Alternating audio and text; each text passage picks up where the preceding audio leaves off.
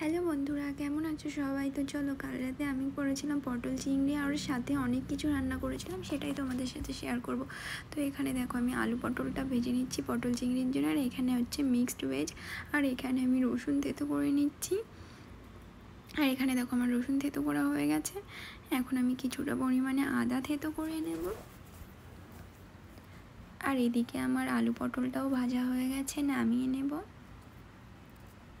আর এখানে আমি আলু পটলটা নামিয়ে তেল দিয়ে কিছুটা আমি জিরে আর এখানে দিয়ে দিয়েছি গোটা গরম মশলা, তেজপাতা ফোড়ন দিয়ে দিয়েছি।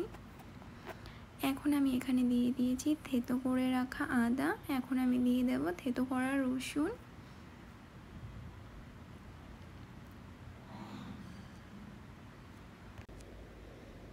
আমি আদা আর রসুনটা একটু ভেজে নিয়েছি। এখন আমি এখানে দিয়ে দিয়েছি লবণ আর হলুদ। আর এখন আমি দিয়ে দিয়েছি চিংড়ি মাছ। চিংড়ি মাছটা একটু হালকা ভেজে এখানে আমি দিয়ে দেবো এখন টমেটো কুচি।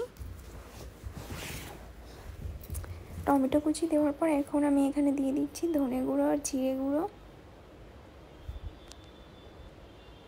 আর এখানে আমি শাক কেটে নিচ্ছি, ডাঁটা শাক, এটাও আমি রান্না করবো এখন।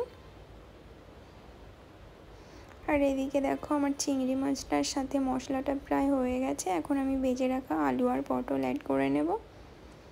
আর এইদিকে দেখো, এটা হচ্ছে শুটকি মাছ। এখন আমি এখানে গরম জল দিয়ে দেবো। গরম জল দিয়ে এই শুটকি মাছটা 4-5 বার খুব ভালো করে ধুয়ে নিতে হবে। এই শুটকি মাছটা দিয়েই আজকে আমি শাক ভাজা করব।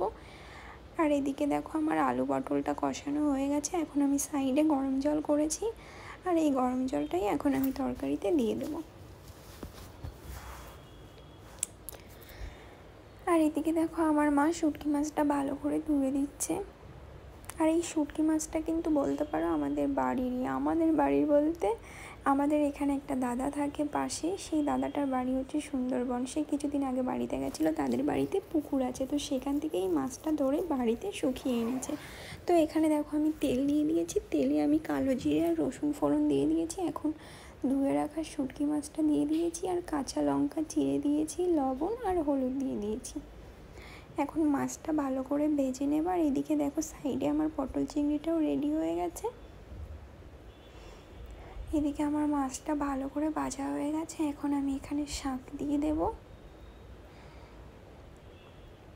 আর এটা কিন্তু আমাদের বাড়িতে সেকেন্ড টাইম শুটকি মাছ রান্না হচ্ছে। এর আগে কিন্তু আমরা কখনো খাইনি, বেশ ভালোই লাগে খেতে। আর এটা যেহেতু বাড়ির মাছ ছিল, সেই কারণেই বেশি ভালো লেগেছে হয়তো বা। আর এদিকে দেখো, আমার পটল চিংড়ি হয়ে গেছে, আর এখানে আমার শাক ভাজাটাও রেডি হয়ে গেছে। এখন আমি সব কিছু নিয়ে ডাইনিং টেবিলে চলে এসেছি। আর এখানে একটু আমি স্যালাড কেটে নিয়েছি।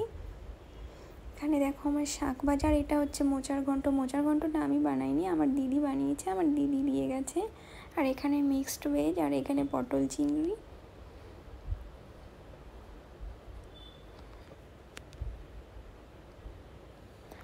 এখন আমি আমার প্লেটটা গুছিয়ে নিয়েছি। এখন খেয়ে দেখার পালা কেমন হয়েছে সব কিছু। তো এখন আমি প্রথমেই ট্রাই করব শাক ভাজা দিয়ে। শাক ভাজাটা তো খুবই সুন্দর হয়েছে। তো চলো বাদবাকি খেতে থাকি। আর সবাইকে টাটা, সবাই ভালো।